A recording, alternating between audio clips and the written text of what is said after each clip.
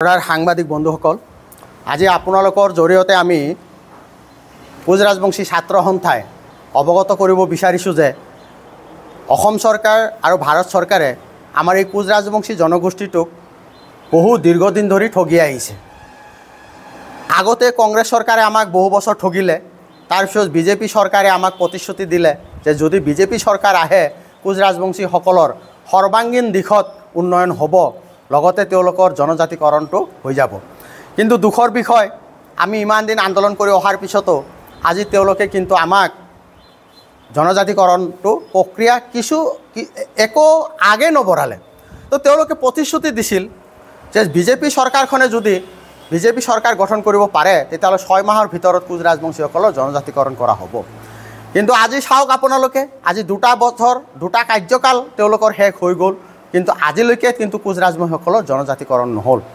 তো আমাৰ কথা, আমি কি গোটেই বছৰ আন্দোলনৰ নামত আন্দোলন কৰিয়ে থাকিম নেকি? আমাৰ প্ৰশ্ন বিজেপি চৰকাৰখনক, আপোনালোকে আমাক জনজাতিকৰণ দিব নে নিদিয়ে আপোনালোকে স্পষ্ট কৰিব লাগে।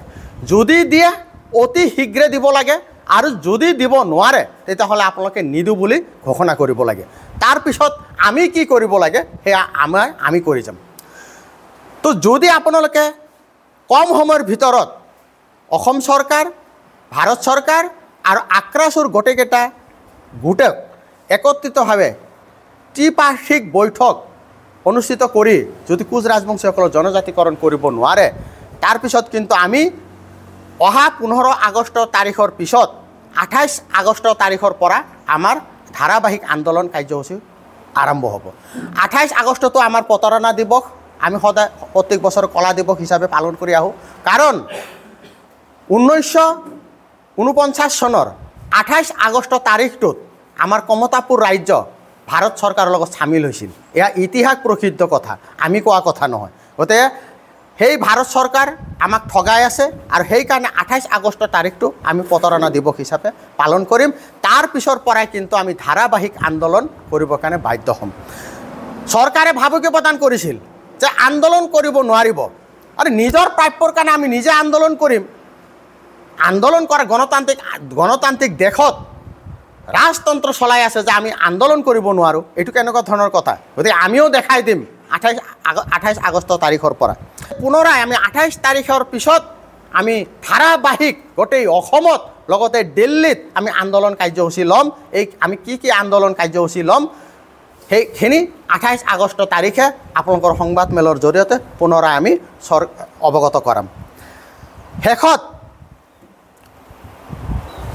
কোচ ৰাজবংশীসকলৰ যি KLO, KN আৰু জীৱন সিংহ লগতে ভাৰত চৰকাৰৰ মাজত এটা আলোচনা হৈছে বুলি আমি ইতিমধ্যে প্ৰচাৰ মাধ্যমৰ যোগে গম পাইছোঁ। সকলো প্ৰস্তুতি হৈ গৈছে, মাত্ৰ আনুষ্ঠানিকতাহে বাকী আছে। গতিকে আমি এই ক্ষেত্ৰত ভাৰত চৰকাৰ আৰু KLO, KNৰ সকলো সদস্যক কোচ ৰাজবংশী ছাত্ৰ সন্থাৰ তৰফৰ পৰা আদৰণি জনাইছোঁ তেওঁলোকে শান্তি চুক্তিত অহাৰ কাৰণে। কাৰণ আমি শান্তি বিচাৰোঁ, আমি আন্দোলন কৰিম।